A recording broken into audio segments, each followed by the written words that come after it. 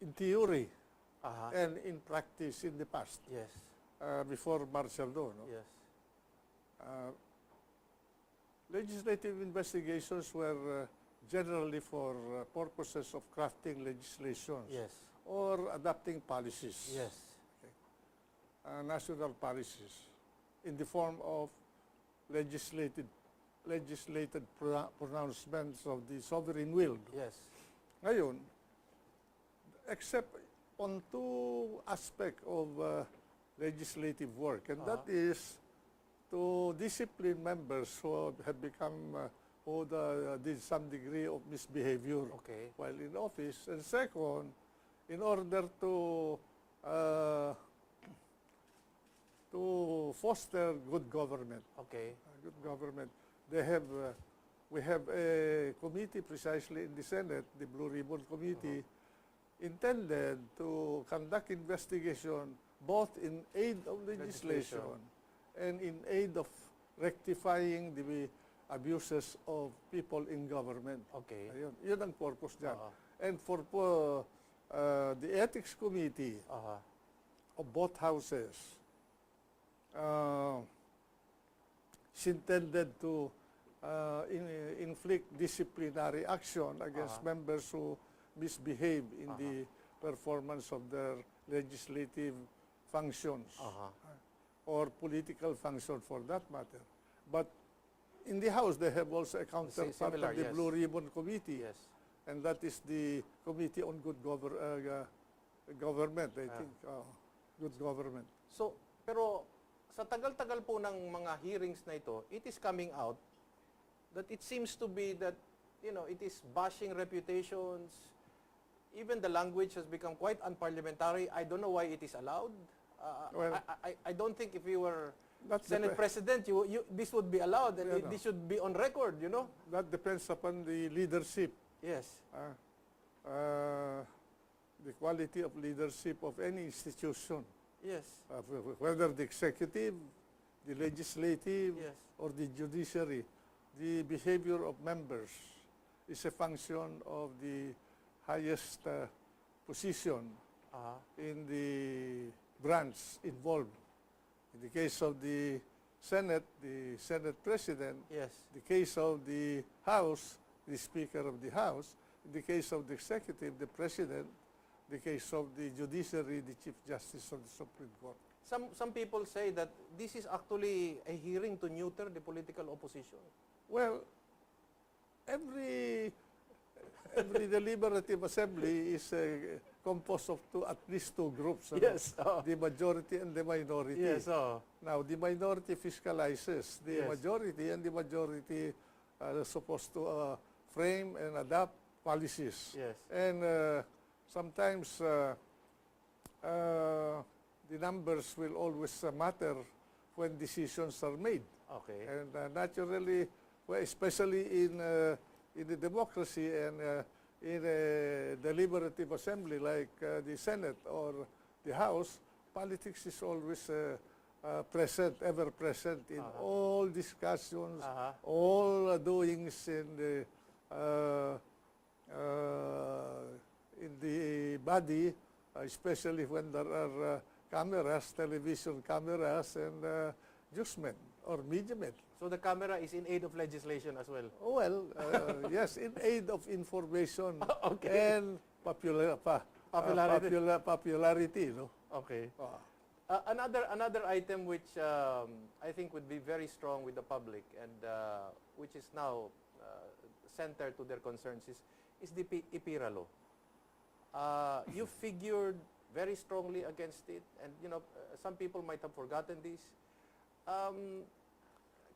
Kindly, teach us again what was your position and why did you adopt a very strong position against it? You know, I think it was during the time of REPUBLIKA, Yes. when the bill regarding reformation in the power sector was Yes. filed. Uh-huh. And the Secretary of REPUBLIKA, Energy Secretary, uh, at that time I could not remember anymore. Yes. But Freddy Puno was Yes. head of the NAPOCOR, Yes, yes. National Power Corporation. And they did not have anybody to champion for them Okay. in the Senate, Oo. because most of the people in the Senate were in favor of the new fad of reforming the power sector, Yes. copying the experience In Puno California. of other countries like England and the United States. This is the period of the regulation. Yes, yes. The regulation of business, public enterprises. So they tapped me. They said, can you help us? So I said, I know nothing about power. Uh-huh. So they taught me the structure of Yes. our power system. Then I got fascinated. Uh-huh. So I took over the cudgels for them. Uh-huh. And so I started scrutinizing the proposed measure.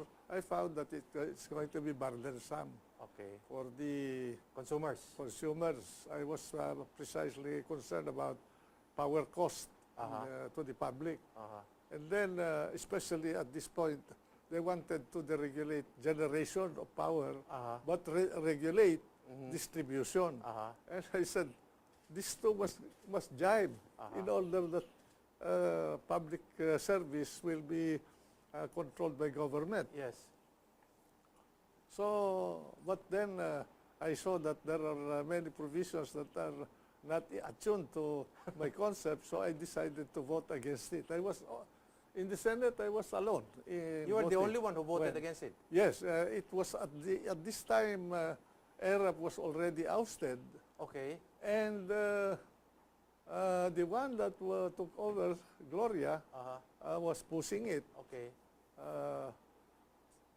Well, in fairness to Gloria, she believed that the power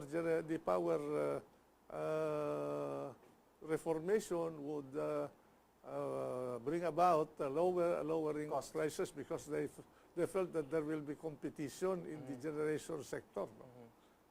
So, and there will be enough supply.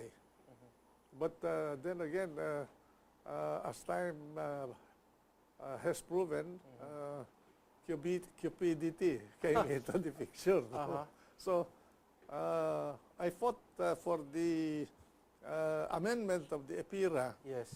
and I wanted to remove all the defects that I saw. Okay. And for 10 years, I've been pushing it, but I was not successful. So maybe this time some people are now echoing the same proposals that I made. I hope they will succeed. So at that time, you were championing already. Yes, I even used my own money to advertise my position, the position that I've taken, because the major media outlets would not carry my position. So that's how powerful the people were in the industries. But you were outvoted, as usual. Well, I was all alone. As I said, I was the only one. I was the only one who voted against the conference committee report, which bring about what is now known as EPIRA, the law, the Republic Act 9337, I think, or something like that. No? And so, but I placed on record every Point. defects that I consider to be detrimental to the public, and that's a matter of record. And that's the reason why And there was one who I think abstained Yes. during that time. I'm not sure now whether it was. I think it was Tito Soto.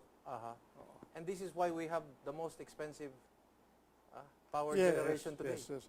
Well, I thought that I was not also very sure that I was right, but I thought that I was more inclined to my belief that it will not bring about what they claim to be a panacea, a cure for all the woes of the consumers, but I had my doubts, so I voted against it.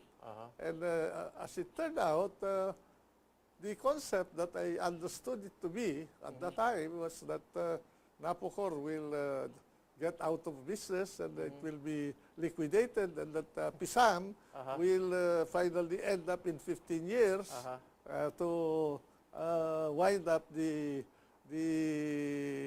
whole problem and wipe out all the debts of Napocor. But it turned out that the debts of Napocor was not lessened, and It became worse. the debts of PISAM became much more. So, where do we stand today? No?